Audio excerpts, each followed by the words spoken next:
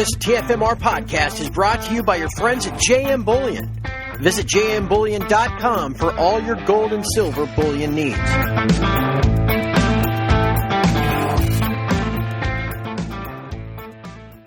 And now here we are. So then last night we're doing great. I mean, I'm watching silver trade above 26. You know how important that level is. Gold's above 1960. You know how important that level is. And then the news hits of this COVID vaccine, which first and foremost, if we ever get a COVID vaccine, oh the joy. Oh man, how wonderful would it be to go back to a world without COVID, right? See your relatives, get together for holidays, birthday parties, graduations, go to sporting events, go to concerts, go out to eat. So, hey, I'll take $100 down day in gold if it means we actually get a COVID vaccine at some point. But this is ridiculous what they did today to the metals. Because really the damage outside the bond market wasn't that bad. The dollar's still below its 50-day moving average. And why should gold and silver be crashed but the stock market ramped if it's because we're not going to get stimulus anymore? Seems to me that it's a painted event. This is what set everything off last night anyway.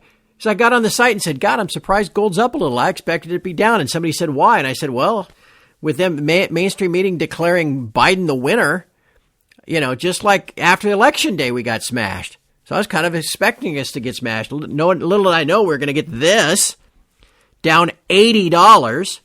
Gosh. But again, let's reach and grasp for a leg of hope and some perspective.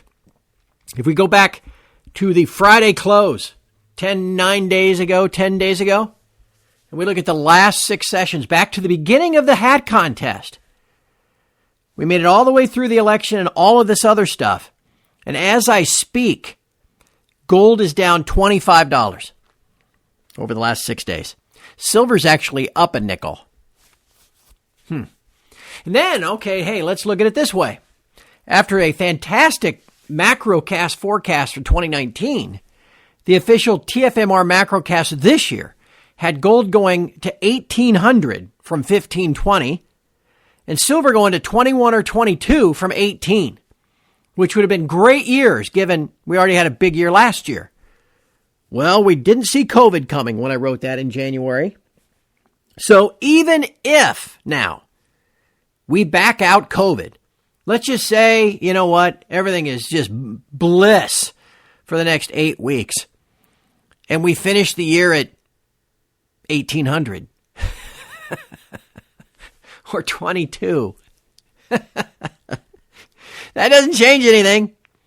I mean, it doesn't. It's frustrating because we're down quite a bit from the highs. But nobody wanted COVID around anyway. And all we did was run up an additional, $2.2 trillion in U.S. debt in this fiscal year. And even with all of this stuff, I mean, how soon could we say COVID is gone, even if we fast track this vaccine a year from now? That's not going to save any jobs. That's not going to pay the rent. That's not going to keep us from having a mortgage-backed security crisis and a commercial mortgage-backed security crisis. Okay? So this is clearly, vastly, wildly outdone. And so far, we're holding some pretty important support. I mean, gold got down to 1848, so it basically bounced off of 1850, just like it did at the end of September. Got pretty close 2 weeks ago, too. So it's holding the same support levels, actually all the way back up to 1865. So it's back over 1860. Then you look at silver. After being capped at 26, which sounds silly, but it was, it got driven all the way down to 2360, but I have a last of 2420 back over 24. And like I said, net change over the last 6 days, it's actually up a nickel. I think we'll look back on this and go, even by tomorrow or by Thursday or Friday, and we'll go, yeah, well, that was overblown again. Imagine that. The banks absolutely crushed price. And we are 2 weeks away from option expiration day. 3 weeks now, basically, away from the contracts going off the board. And magically, price gets smashed for $94 today or whatever it was, $86. I want to give you an update. First image on this page is your November deliveries on COMEX. Let me give you a little summary. When the month began, okay, there were something like 1,420 November contracts still open when that contract went off the board at the end of October. Now, again, that's not unusual. That's about I guess, a little above average. Over the last 5 years, let me give you how many deliveries there have been in November. It's a non-delivery month. All the action's going to be in December. In 2015, November had a total of 214 deliveries. Big jump up in 16 to 2699. Back down to 1,065 in 2017. Just 219 in the entire month of November 2018. And then as things were picking up last year, we went up to 1,731 November 2019. That average, if you put it all together, is something like 1,160. 5-year average. Okay? So when I say that the amount standing when the contract went off the board this year was 1,400, you think, okay, yeah, it's not going to be too crazy. And then look at that first image I've got for you.